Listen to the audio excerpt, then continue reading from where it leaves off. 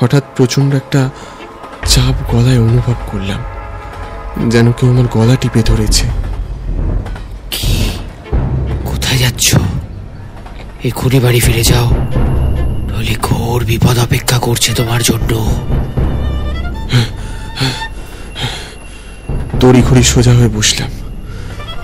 অন্ধকারে কামরায় তো কাউকে দেখতে পেলাম না, সবাই যে যার মতো ঘুমোচ্ছে। তাহলে কে ছিল ওটা? কিরকম যেন একটা ভয় দানা বাঁধলো মনের মধ্যে। সিটের তলায় পুটলিটাকে দেখলাম কেমন যেন নড়ে উঠল। চোখটাকে রগড়ালাম ভালো করে।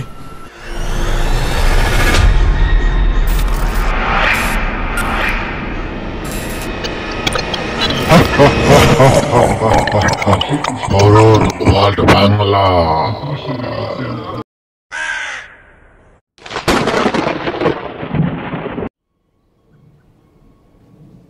নাও, এখান থেকে একটা মিষ্টি তোলো।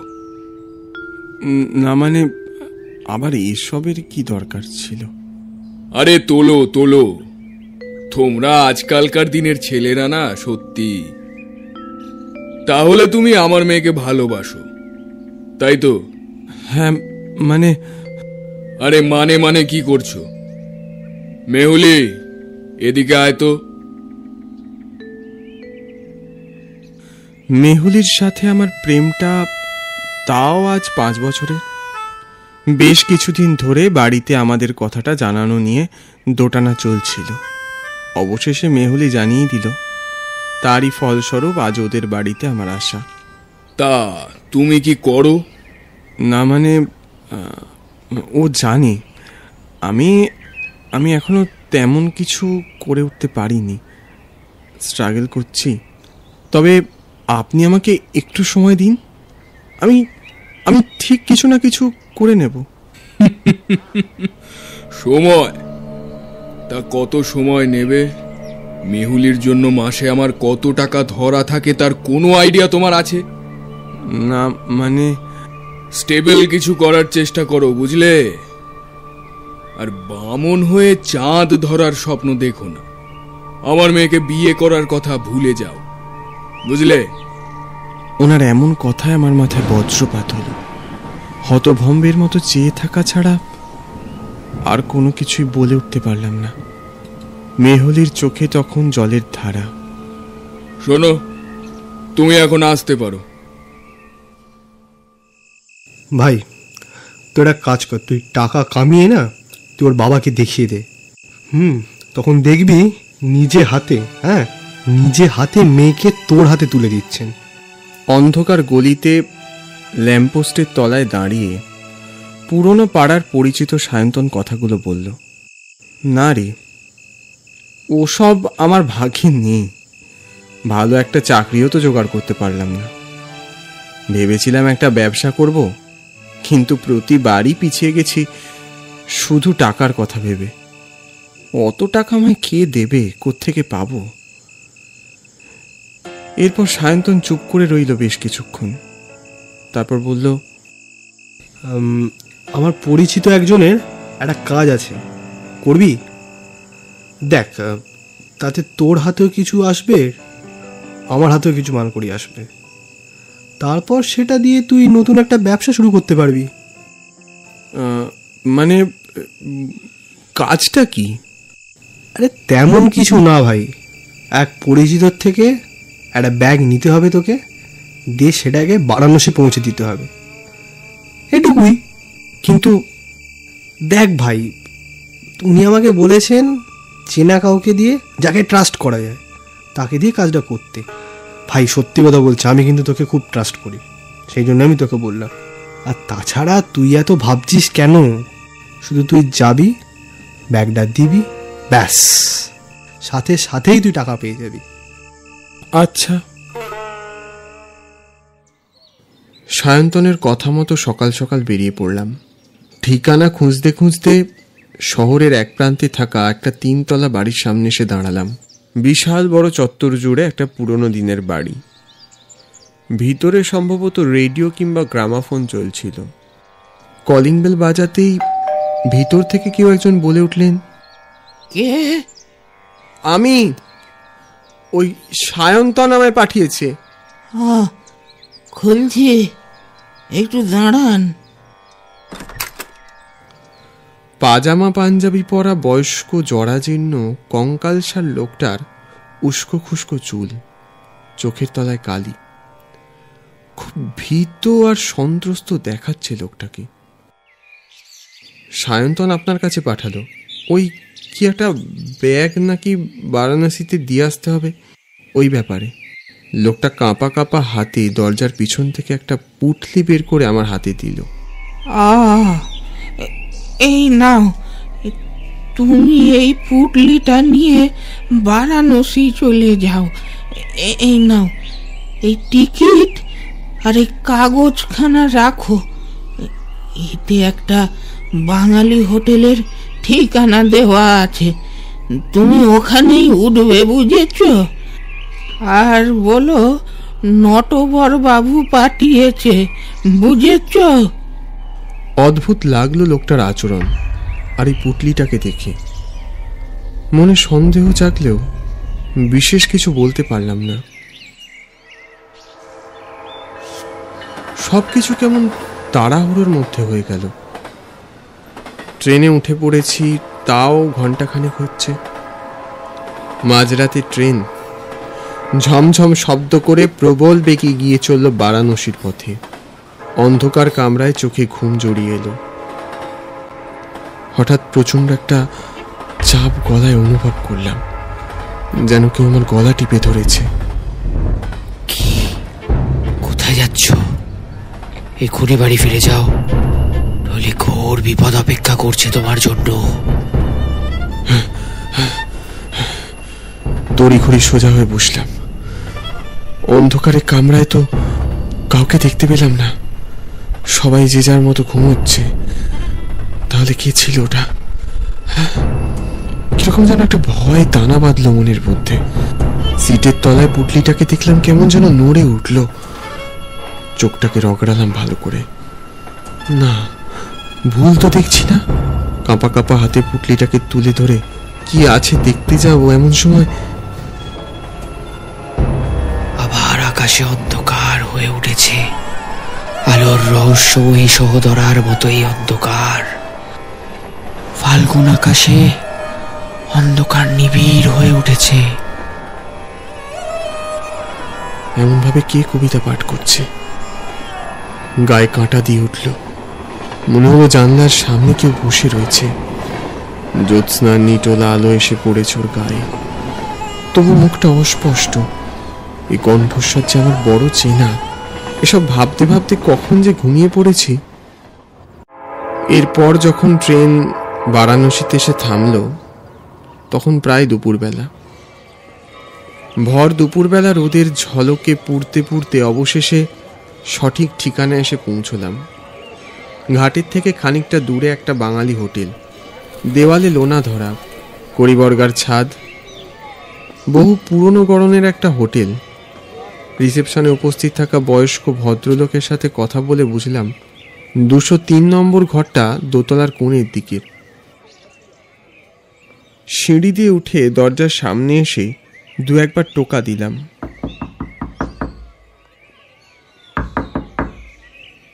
কোনো সাড়া শব্দ নেই। বলছি, ভেতরে কেউ আছেন? আশ্চর্য, কোথায় গেল? ঘরে কেউ নেই নাকি? এই ঘরে স্থানীয় এক লোকের তো থাকার কথা। হালকা করে ঠেলতেই ক্যাঁচ ক্যাঁচ শব্দ করে দরজাটা খুলে গেল। আটকে উঠলাম। একটা লোক দরজার সামনে উপুর হয়ে পড়ে আছে। ওনার মাথার চারদিকে রক্তের ধারা। এটা কি দেখছি? দেখে মনে হলো অনেকক্ষণ আগেই মারা গেছে লোকটা। কিন্তু এটা কি করে সম্ভব? আমি চিৎকার করে ওঠার চেষ্টা করলাম, কিন্তু ততক্ষণে গলা শুকিয়ে কাঠ। একটা টু শব্দ করতে পারলাম না।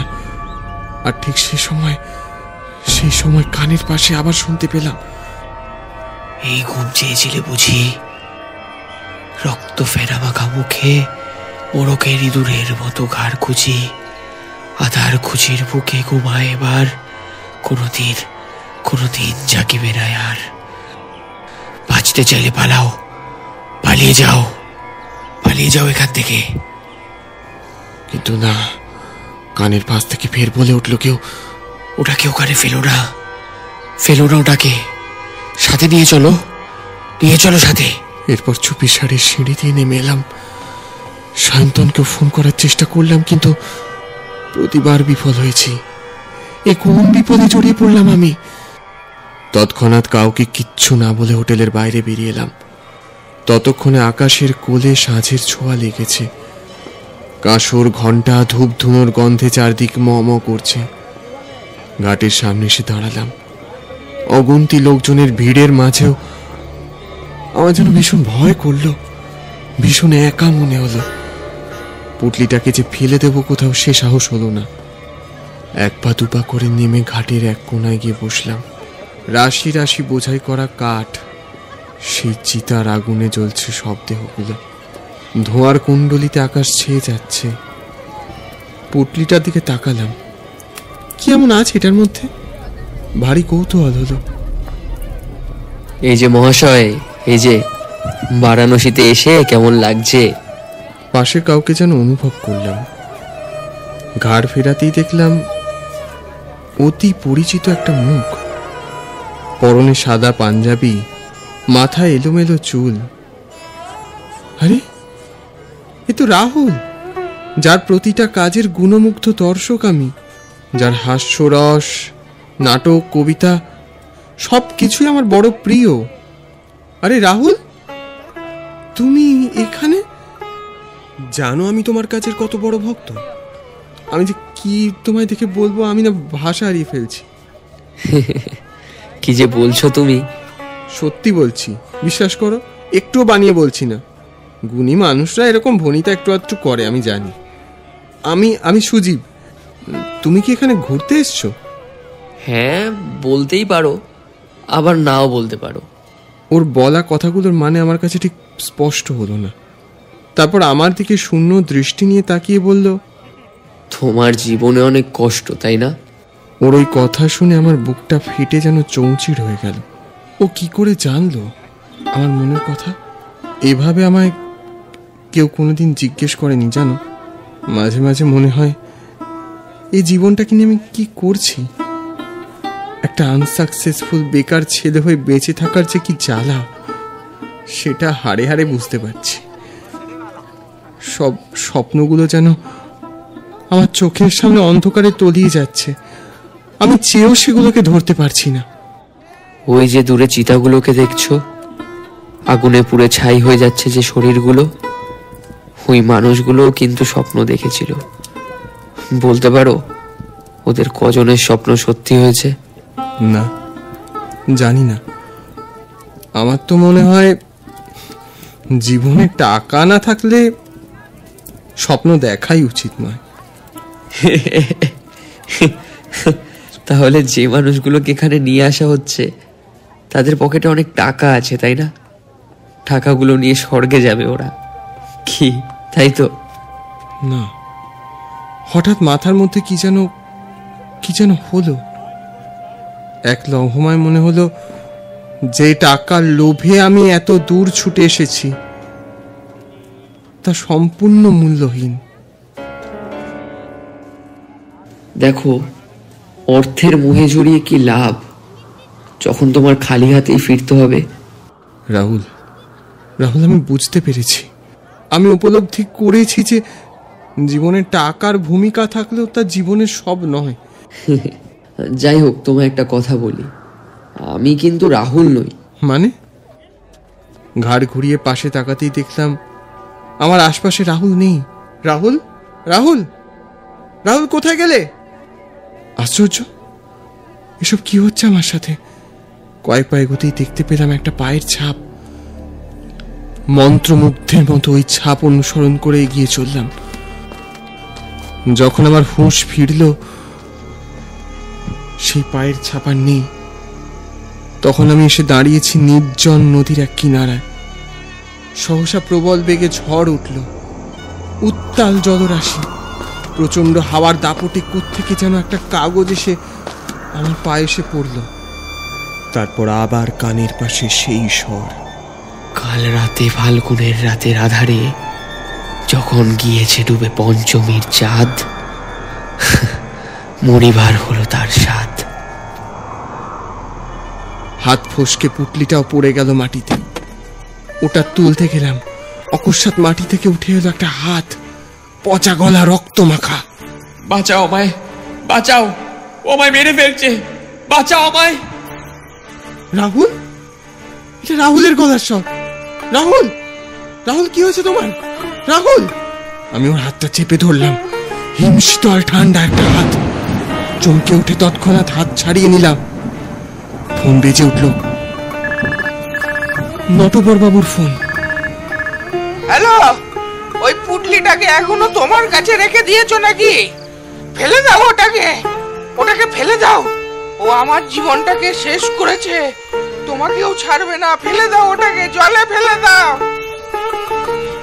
কি বলছে উনি এসব? আমি কিচ্ছু বুঝতে পারলাম না।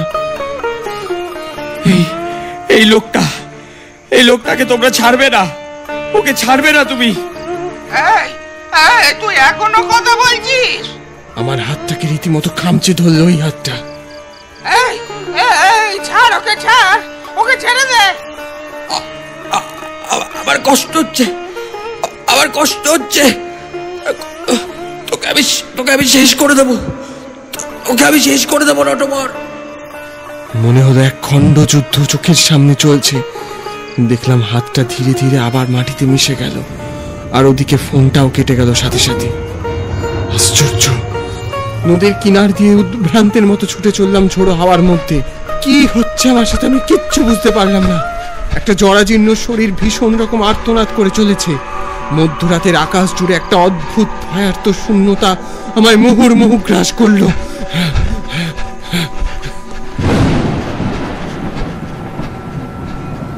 ট্রেনের কামরায় বসে কাল রাতের কথাগুলো ভাবছিলাম। সায়ন্তনকে আমার সাথে ঘটে যাওয়ার সমস্ত ঘটনা জানানো দরকার। পকেট থেকে ফোনের সাথে একটা মোড়ানো কাগজের টুকরো বের করলাম। এটা এলো কোত্থেকে? মনে পড়ল কাল রাতে ঝড়ে উড়ে আসা সেই কাগজের কথা। পুটলিটা তোলার সময় হয়তো কাগজটা পকেটে পুরে নিয়েছিলাম। খুলে দেখলাম হাতে লেখা একটা অস্পষ্ট চিঠি। আমার মৃত্যুর বদলা নাও, না হলে আমার মরেও শান্তি নেই। ওই নটবর আমায় মেরে ফেলেছে। তুমি ভালো মানুষ, আমি জানি। আমার আত্মাকে শান্তি দাও, শান্তি দাও। ইতি প্রমতোষ।